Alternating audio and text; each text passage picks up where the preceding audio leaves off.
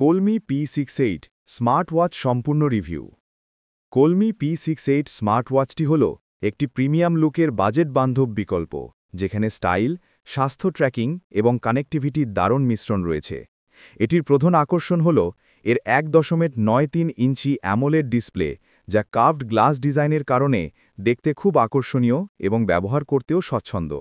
এর 338x448 pixel resolution ডিসপ্লেকে উজ্জ্বল, প্রাণবন্ত এবং স্পষ্ট করে তোলে, এমনকি এতে অলওয়েজ অন ডিসপ্লে বা এওডি সুবিধাও রয়েছে।